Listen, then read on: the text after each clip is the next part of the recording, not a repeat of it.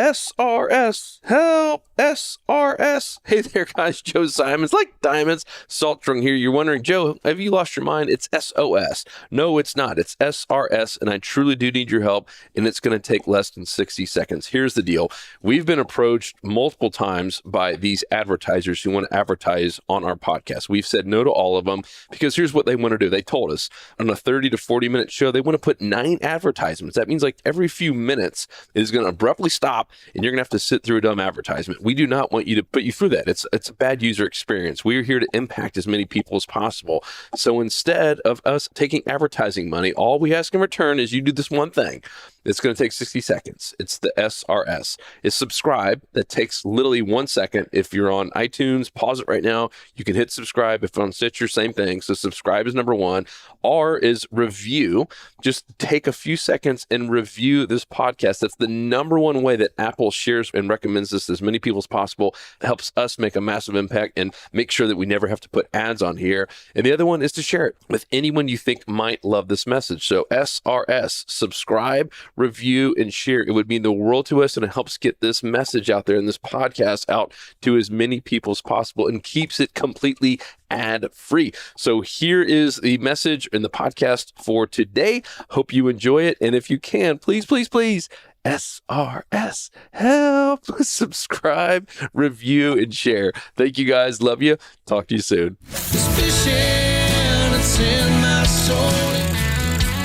Welcome to the Salt Strong Podcast, disrupting fishing entertainment as you know it. Prepare to laugh. Prepare to get to know fishing legends in a whole new and unfiltered way. And on occasion, you might even learn a thing or two about fishing. Here's your host, Joe Simons, like diamonds. Oh, this is a nice trout, baby. Look at that. Yes, nice Tampa Bay trout. Tail walking like a snook. That's what I'm talking about. Slam Shade 2.0, little Dr. Juice. Woo. That's a good looking Tampa Bay trout there. Sorry there, Joel. Let me get out of the way here. Luke, check this guy out, dude. That's respectable. Oh, I gotta make sure my phone doesn't, fall out of my... I got something. Luke's on now? Never mind, keep focusing on Joe's. This is embarrassing. At least it's, I thought you were gonna tell me it's a catfish. I thought it was a pinfish at first. At least you snapper. Got a mangrove snapper. Dude, that was a legit trout there. So check out what this snapper ate. So I'm using the bomber. Joe has the 2.0. This is a 6-inch snapper that just ate a 5-inch lure. That is very impressive. This guy is gonna grow up to be a beast if it keeps that appetite. I'm gonna hit this point right here. All right, we found an area with some fish. Yep. Tons of pinfish down here. I mean, you can see my rod tip, but it's just getting hammered. And like a lot of times, we've got our artificial lures. Luke's got Slam Shady Bama. I got the Slam Shady 2.0, which is my kind of go-to confidence. Man, I wish I would have had that trout in so you guys could have seen it. Just have to trust me when I say it was a nice one. Oh, you got off? Yeah, I mean, it's right at the boat. Oh, that doesn't count then. Well, technically, it still kind of counts. Leader hit me in the face. Yeah, it's nice to see those bigger trout starting to show up again. This area got just hammered by a really bad red tide last summer, and that really wiped out the fish for quite a while, and they're just now starting to show up again. I'm gonna go back here and hit this point. So a real lot of small ones are coming, and then every once in a while we're getting those size. That was easy keeper size. Oh yeah. Yeah, when they start getting 20 in Tampa, that's a nice trout. East coast of Florida, parts of Texas, kind of a dinker. We tried some. We started the beach here and saw a bunch of snook.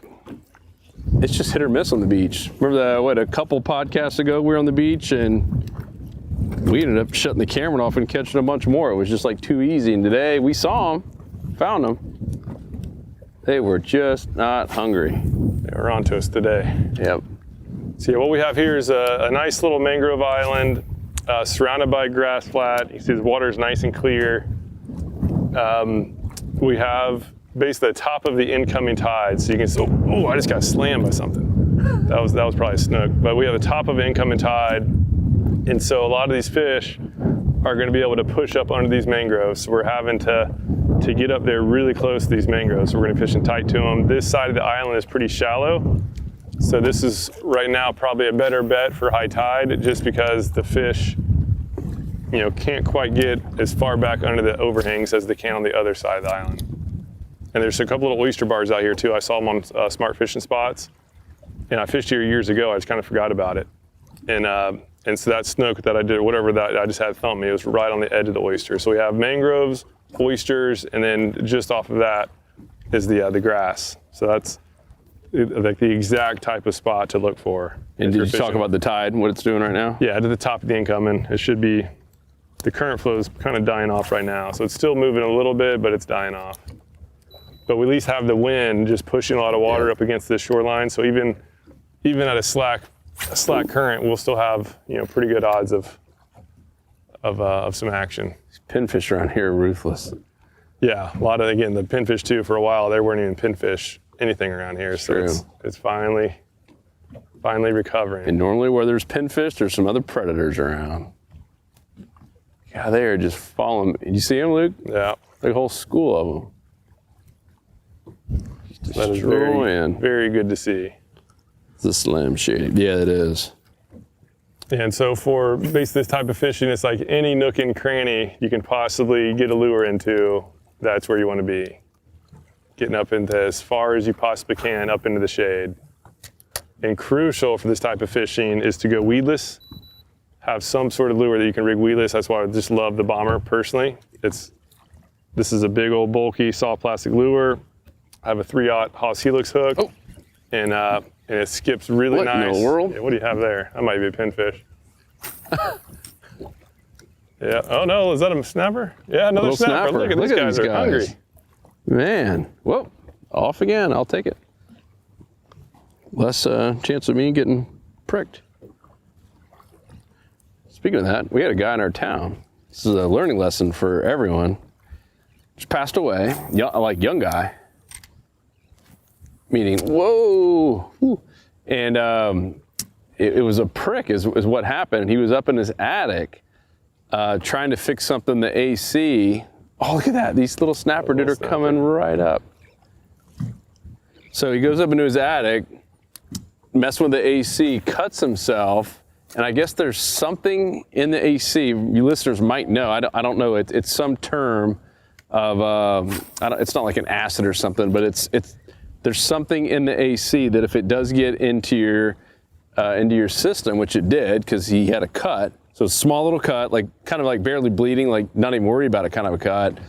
Something from the AC was leaking, got into his system, and the next day, like arm is black. Jeez. And went into the hospital, obviously rushed him in, and they said that it was so bad, they're like, all right, we're gonna have to basically cut off arms and all your extremities, and you can live, otherwise you don't have a chance. And he didn't want it. He says, I'd rather die, and died. Wow. Crazy. So I guess the lesson here is don't do AC repair by yourself. Not nuts. That's insane. Or wear gloves. It's absolutely nuts. Wonder what chemical that was. Yeah, I don't know. I wish I would have been more prepared with that.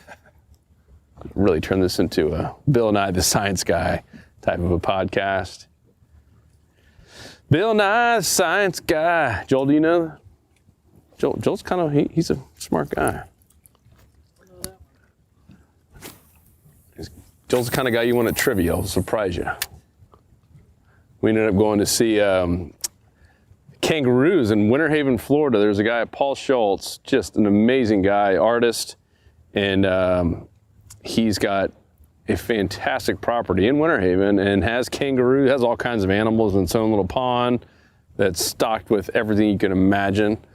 Tilapia the size of monster snook. It's just wild. And oh, osprey, look at that. Whoa, man, those things are so cool. And Dan the man, our brother Daniel in the wheelchair comes, and he's got an aide named David who came, and David knows more about horticulture and anything to do with plants, leaves. He can identify anything that you put in front of them. And so this is almost like they call it the Outback Oasis. Outback because of the kangaroos, and Oasis just because it's got every kind of plant from all over the world. And Paul's obviously proud of it, and he knows this stuff really, really well. And David comes up, and he is like, "Oh, well, yeah, that's a eucalyptus tree from Australia," and that's like those are the easy ones, right? And he starts naming these things I've never even remotely heard of. You should have seen Paul's face. He's like, "Where did you come from?" I was like, "Dude, we brought our trivia guy."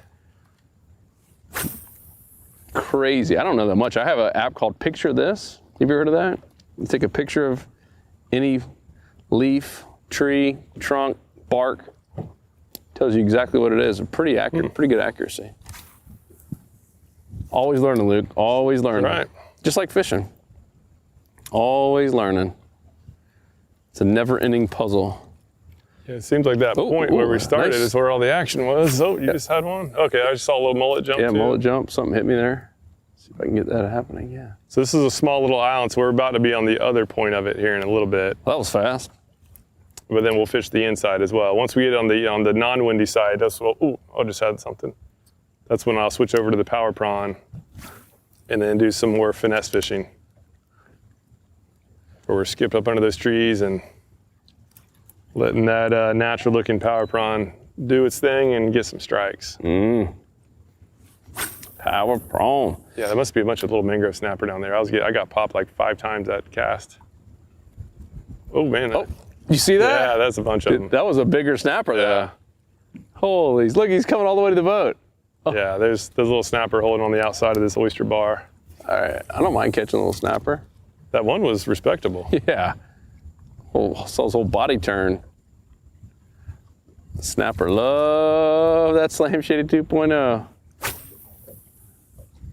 Oh, yeah, they're just sitting right down there. Yeah, I wouldn't mind catching that big boy. Big boy. I'm looking for the big old snook that's cruising the outside of this bar. Come on, come on. Yeah, so the power prawn, we're working on getting the one with a different color tail. It's been a hot request. Pelican, meaning like, a normal power prawn, let's just say natural color with a chartreuse tail. Who's with me? Anybody? Because that's what we're doing. What are we going to call it? I don't know. Power truce? I'll have to pull the members. Sharp prawn? Get it? Oh, I get it. I'm not sure that you did. So yeah, we'll have a chartreuse tail. I love that for snook personally. I don't know if I can cheat on the old original natural. Oh, wow, look at this snapper. Too good to me. Yeah, I mean, it technically you don't really have to have it, but we're all just crazy fishermen who have superstitions, and you have that one nice catch with a chartreuse tail, and kind of always want to have it in the back pocket. I get it. I relate. So we're gonna do it. Right, Bad news is we're learning all about this whole process. So, we developed the power prawn mold, so it is our mold, no one else can have it. And what we didn't know is, you have to get a whole different mold, and each mold's $15,000. So you have to get, oh, do you see that? Man, I guess it was another snapper. Just nailing me. So we have to get a whole nother mold to be able to do the tail like that. Kind of a hassle, but it opens up a lot of doors because we can not just do the tail, but we can do the underbelly. Yeah, it'll be cool to test out. Yeah. Test out Yeah, different we're color always patterns. testing, so I guess what we're saying is we're willing to spend a little bit of money or a lot of bit of money. But anytime we keep hearing the same thing over and over again, we take action.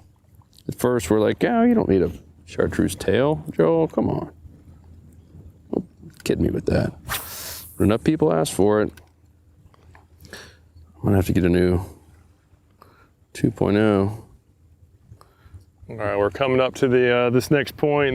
Usually the points are going to be the high probability spots. So Joe said they're messing with his lure at the perfectly wrong time. There. We'll see if we can catch something right in his face. And so again, this bomber, I love it. It just skips. I'm able to skip up under that shade right there. Oh, feel snapper hitting me. These snapper are really aggressive right now. Yeah. And this lure is just a little bit too big. Yeah, like 3 of them even followed all the way out here to the boat. But the fact that these snapper are here and they're feeding should be a good sign of there being some snook around as well. Come on, Snooky. Oh, Yeah, I saw that. I saw your line just. a snapper, dude. Yeah, so here we actually have some current flow out here. So this Good side looking might be grass. better.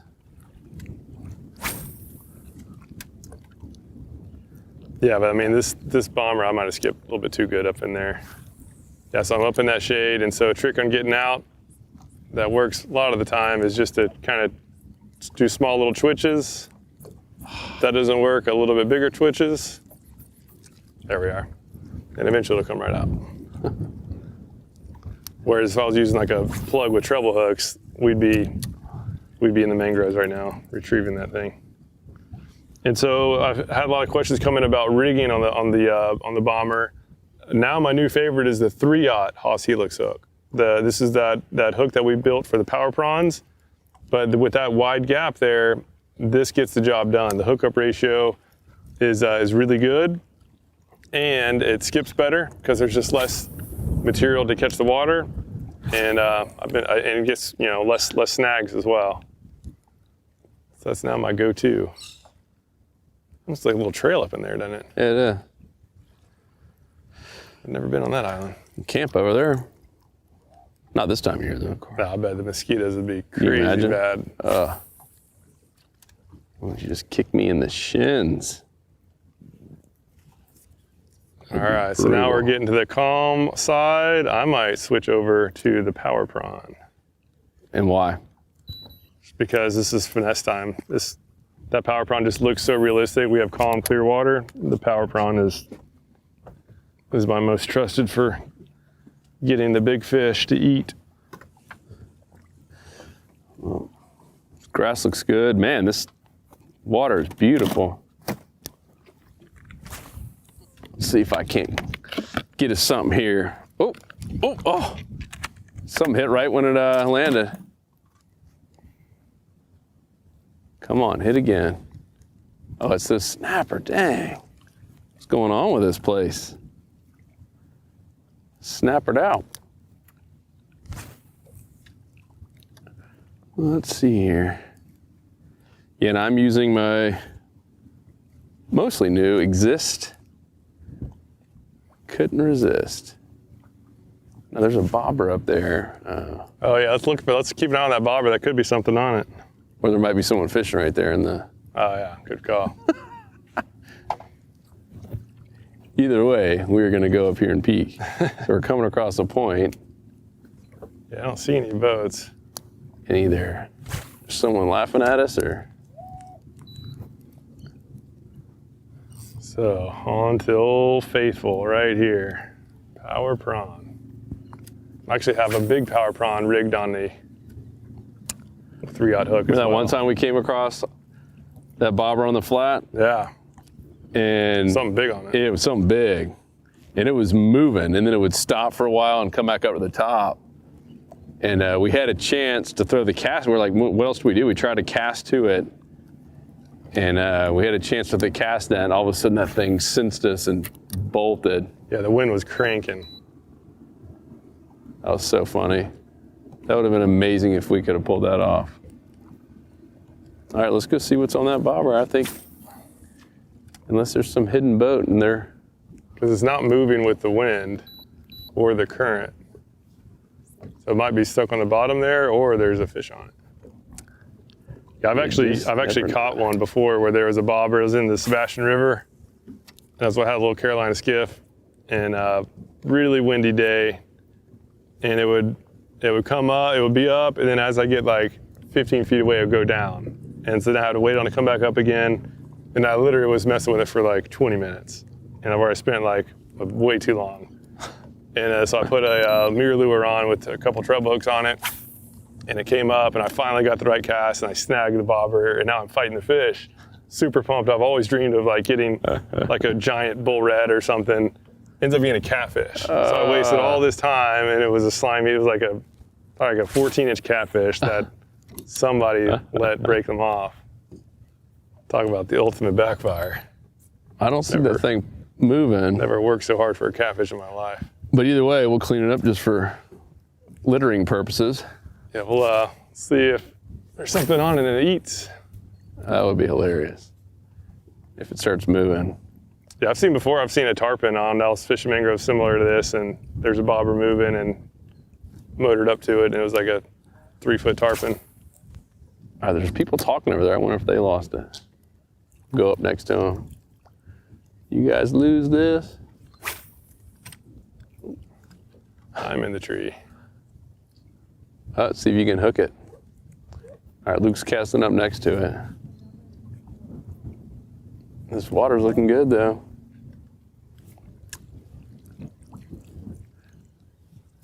Yeah, I don't think there's anything. I think it's just stuck in the trees. And we'll get it. We'll pick it up. Make a cast up there. Oh. If there's something on it, I'm going right over its face. I'm surprised you didn't hook that line. You were right on it. All right, I'm going to go make a cast over here. On that point. All right, so we're hitting the points. Some oysters here. Wanted to get that on the way out. It's pretty far up in there with the oysters, pretty shallow. Does it even have a line on it? Yeah, I'm sure it does.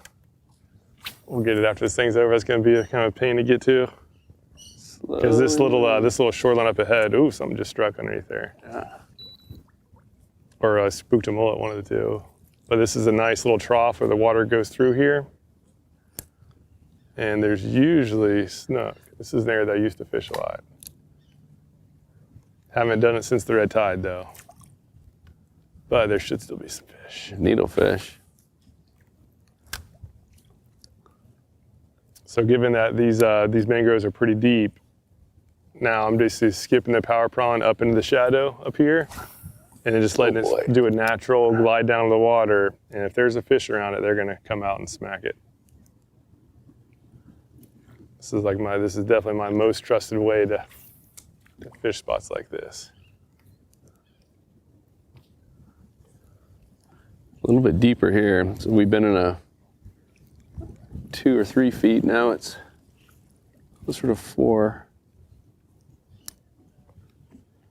Got a fish down there. Well, there's a little bonnet head. Let's see if we can get him to eat. Bad cast. Oh, there we are. It's gonna drop right in his face. Eat it. Oh, he missed it. That would have been awesome. Oh boy.